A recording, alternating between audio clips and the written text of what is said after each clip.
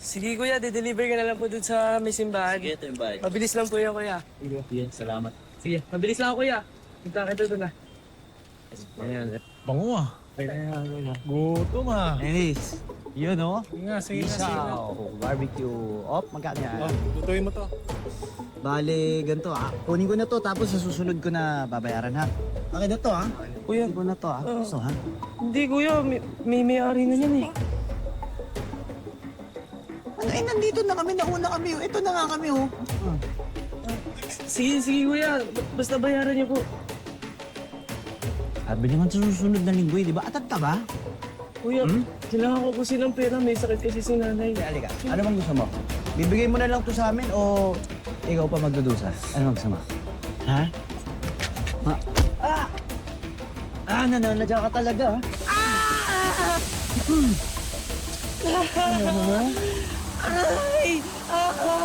Ano ha? Masakit? Ha? Hindi, ang dapat sa'yo. Nananadya eh. Gawa mo, Dennis, gawa mo.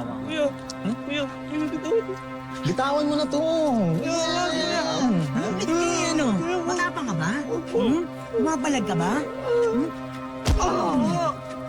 Bayad ha? Ay, bata! Hindi na kayo maawa! Huwag ka nangyayalo dito ha. Tumakbo ka na. Dali mo. Tulungan niyo ako! Tulungan niyo ako! Ina! Yan, tara, tuturuan natin ito ng ipon. Ano, tara, lipat na tayo tol. Baka magsumbong pa yan. Hindi.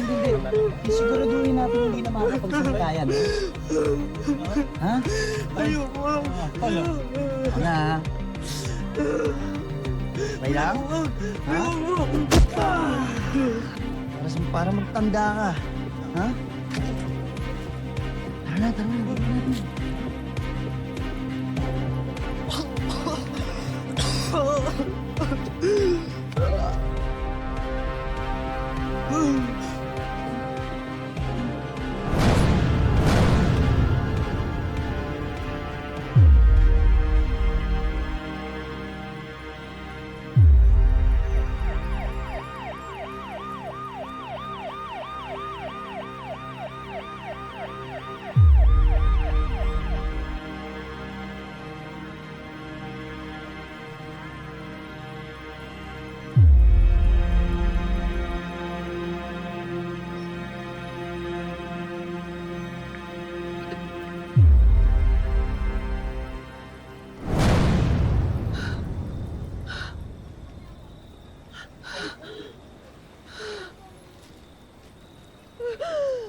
Anak!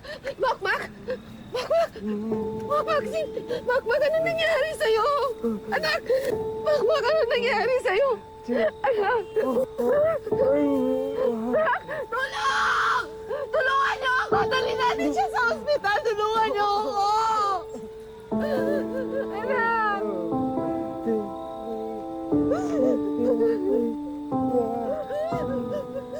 Please, lumaban ka! Tulungan niyo ako!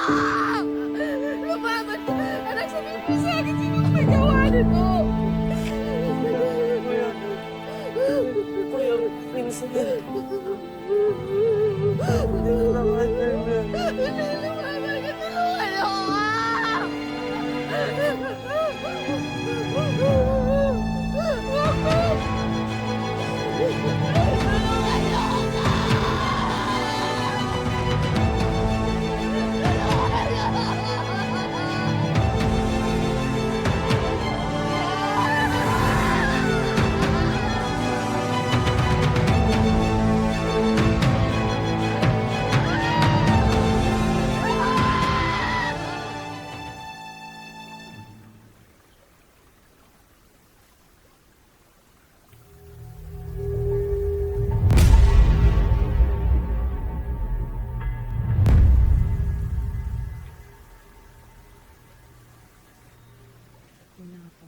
Magandang araw po, Mrs. Alfonso. Nakikiramay ho kami. Sir Rolly, may balita na ho po kayo sa kaso ng anak ko. Nakausap niyo na ho ba sila Vincent at mga kaibigan niya? Makukulong na ba sila? Na-interrogate na po namin ang mga suspects kahapon. Tinanong namin sila kung nasan sila ng mga oras na nangyayari ang pambubugbog sa anak ninyo. Malakas ho ang alibay. Sabi nila, nasa bahay daw po sila ng isang kaibigan, kaya imposibleng sila po ang pumatay sa anak ninyo. Sinasabi mo sinungaling ang anak ko? Kailangan lang po natin ng mas matibay na ebidensya o eyewitness na makakapagpatunay na tama ang sinasabi ng anak ninyo. Hindi sapat na sinabi lang ni Makmak na sila Vincent ang may gawa nito. O baka nagkamali lang kayo ng dinig. Hindi ako bingi! Hindi ko bingi! Paano magsisinungaling ang isang taong mamamatay na? Ano pa bang ebidensya na hinahanap nyo? Dapat ikulong nyo na! Dapat yun ang ikulong si Vincent! Kailangan pong dumaan sa due process ng lahat. Kailangan ng ebidensya ang isang krimen. Hindi sapat na sabi-sabi lang o haka-haka. Tingnan nyo! Tingnan nyo mabuti ang ginawa nila sa anak ko! Ha? Kahit pinagtakpan na lahat ng sugat at pasa, makikita nyo pa rin kung anong-ganong sakit ang dinanas niya sa mga kamay nila, Vincent. Nasasabihin nyo nagsisinungaling siya?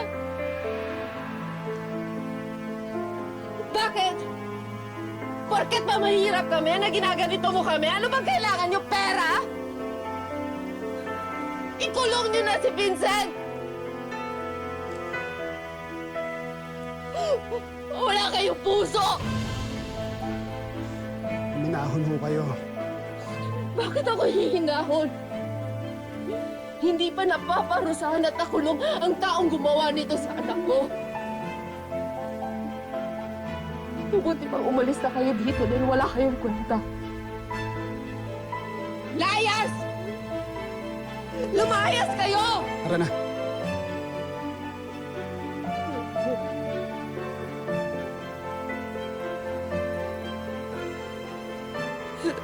Patawarin mo ako.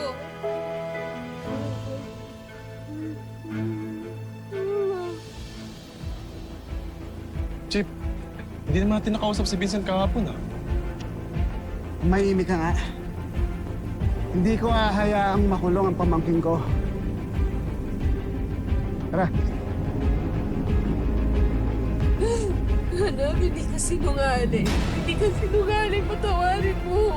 Wala akong nagawa. Minusumpa ko. Makukuha mo ang hustisya ko. Sana darating ang araw na singilin ng kapalaran si Vincent. Sana dumating ang araw. Ang bunga na ginawa nila. At maramdaman nila ang pait. Pinakita nila sa iba. Yung napapanood nyo po ngayon, mga kapuso, ay storyang inspired lang ng mga totoong event sa ating bansa. Pero mamaya may makakausap po tayo na pareho ang kwento kay Makmak. Walang awa ring binugbog at pinatay ng mga minor de edad ang anak niyang may kapansanan. Huwag po kayong bibitaw, mga kapuso, mamaya may one-on-one tayo kay Lizelle. No. Salamat ah. Iwas reyes kami sa pagkamatay ni Makmak. The best ka talaga. No? Siyempre, pamangking kita. Nangako ako sa mga yumaong magulang na poprotektahan kita. O siya, ayun na munang mag-inom. Punta muna ako sa presinto. Papadala na kami pulutan doon, sir ah. O siguraduhin mo masarap yan, ha? Ate! Sige na. Yo, ingat.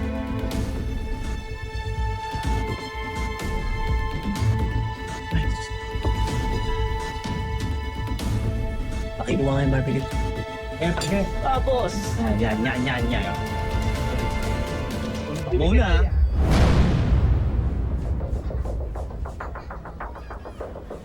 Yan.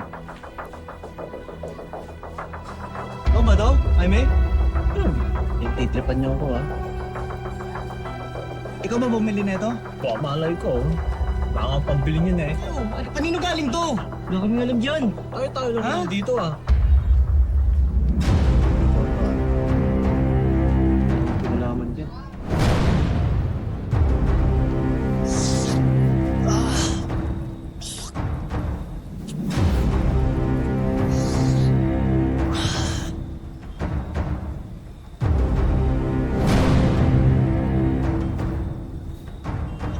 Bakit? Ano yan, ha? Papatayin mo ba ako? Ano? Kilala kita. Ikaw si Oli, di ba? Ha? Ikaw ba'y nagpadala ng pananakot sa akin ng pera? Ha? Hayop ka! Pawang hayop. Alam kong pinatay mo ang anak ko. Papatayin sana kita eh. Nagdilim ang mga paningin ko pero hindi ko pala kaya. Bahala ng Diyos sa'yo! Hindi mo pala kaya eh. Halika. Mamili ka, ha? Papatayin mo ako o papatayin kita? Tawa mo ako! Hindi ako kriminal! Magkano kayo ng anak mo sa impyerno? Ha? Ano? Bahala ng Diyos sa'yo! Hindi mo pala kaya eh. Halika. Mamili ka, ha? Papatayin mo ako o papatayin kita? Tawa mo ako! Hindi ako kriminal! Magkano kayo ng anak mo sa impyerno?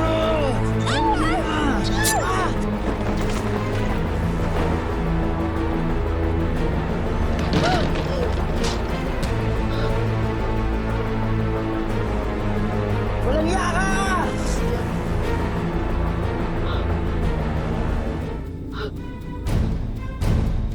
Hoy!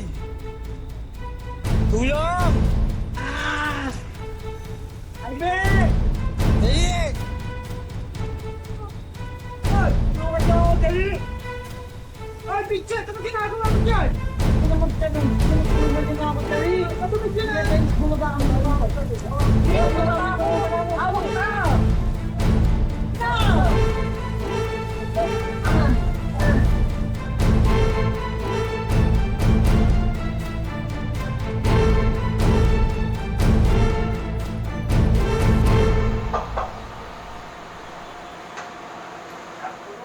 Buti, di ka namatay, tol, no?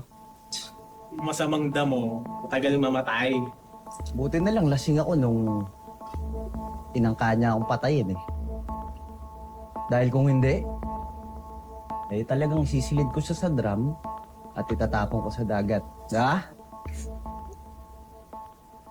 So, humanda kayo ha. Gaganti tayo. Art na to. Gusto mo ngayon na eh. Uy! Kayong dalawa, kumalma nga kayo.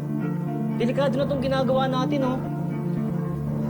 Alam mo, ikaw wala ka talagang silbi, no? Ikaw... Duwag! Doon ka na nga! Kung takot kang malis ka na lang dito. Ha?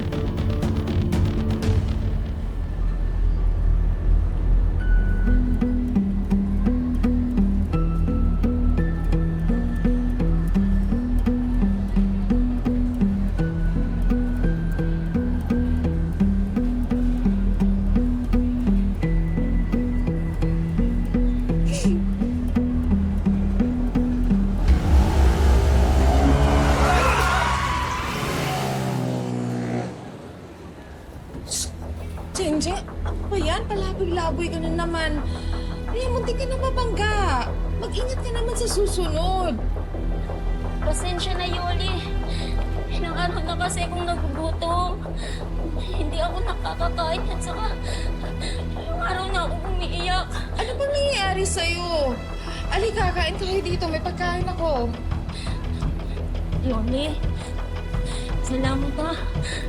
Sa kabila ng pinagdadaanan mo, natulungan mo pa rin ako. May kailangan kang malaman. Ano yun, Jen? Nakita ko yung pagbubugbog sa anak mo. Binugbog sila ni Vincent sa ng mga kaibigan niya.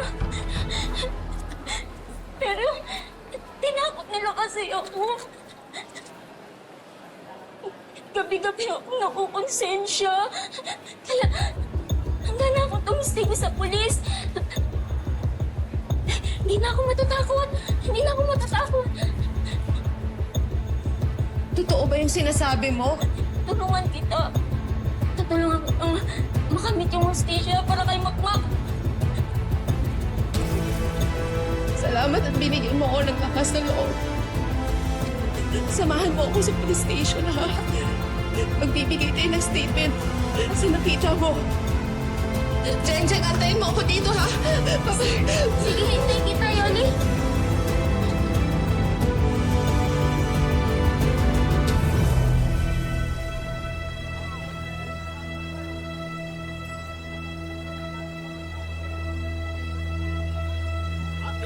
Saan ka pupunta, ha? Anong gagawin niyo sa akin? Mama ka sa amin. Bitawan niyo! Ano ba? Bitawan niyo ako! Ano? Bitawan niyo ako! Yoli, Yoli, Yoli. Tulong!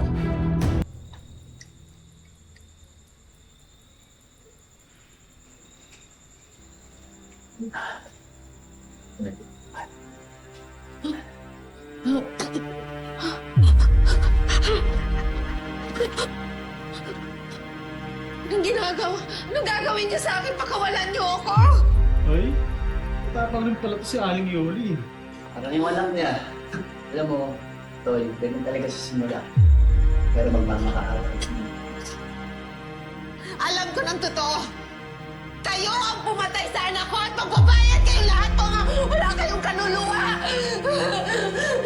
Ang dami may bala kang masama. Pinagtangkaan mo ang buhay ko at tinakot lang. Kaya uunahan na kita. Natakot kayo sa Diyos! Diyos. Pero walang Diyos sa lupa. Ha? Ito isa lang ang gusto namin. Isa lang ang gusto namin kung manahimik ka. Ha? Manahimik ka at mawala ka. Kaya kung ano mangyayari sa anak mo, mangyayari din sa May makakatulong sa akin dito. May maghahanap sa akin. Tulong! Tulong! tumimik ka na. Mga tol! Gil! Eh kung tapusin na kaya natin to.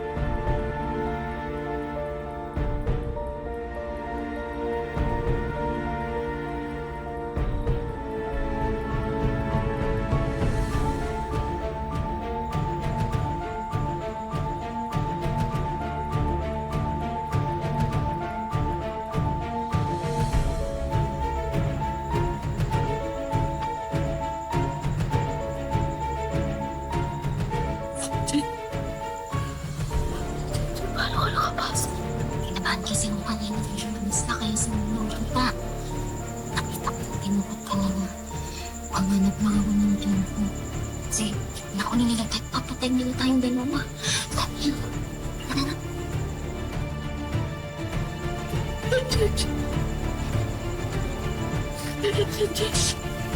Salamat.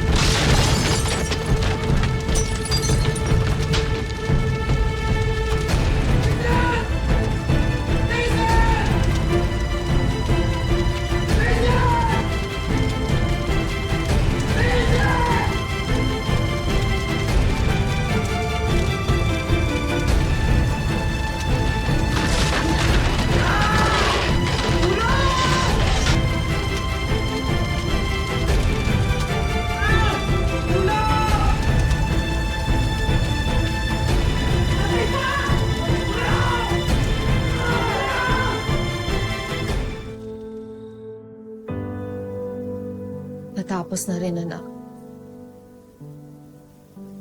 Nasingil na sila Vincent ng kapalaran. Nagbayad na sila sa mga ginawa nila sa'yo. Namatay silang lahat sa sunog. Pati na rin si Rolly sa pagtakip ng pagpatay sa'yo.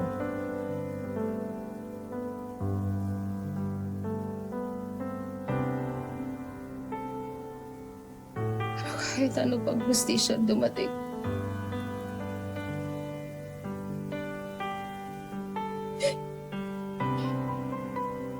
hindi ka na mababalik sa akin.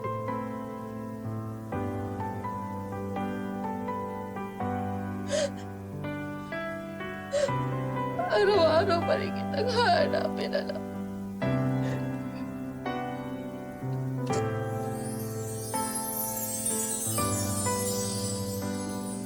Makmak!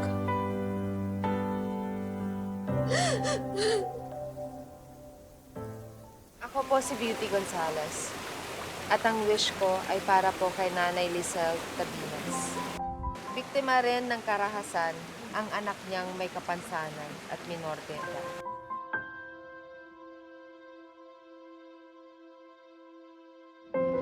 Mga kapuso, yung napanood niyo pong kwento ay hango po sa tunay na buhay. Pero mas malala pa po yung inabot nitong anak ni Nanay Lizelle, no?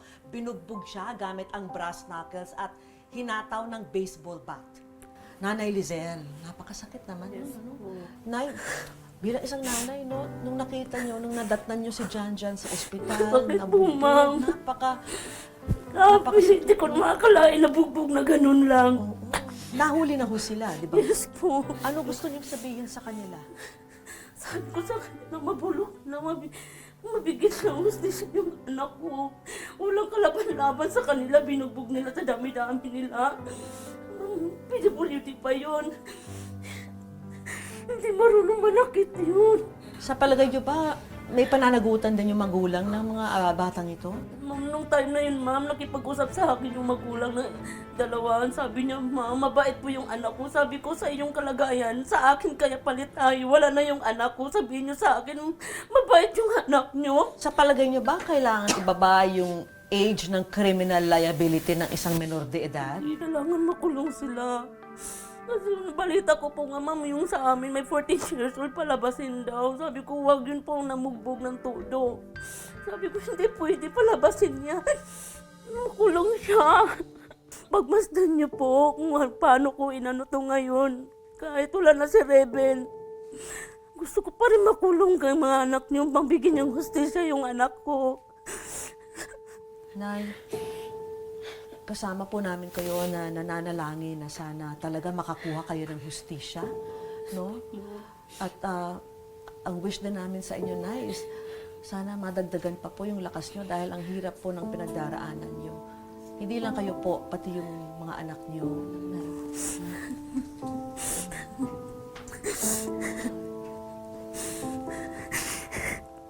Dahil ngayon, yung pinagdaraanan nyo po napakasakit. Pero kahit man lang maibsan po ng konti yung sakit na nararamdaman nyo, meron po kaming konting tulong po sa inyo. Tulong pinansyal po mula sa aming programa. Yes, Sana ma'am. makatulong sa inyo. Thank you po. Tapos tayo, meron din po kaming konting pa-remembrance po kay Janjan. Darating din na yung hustisya.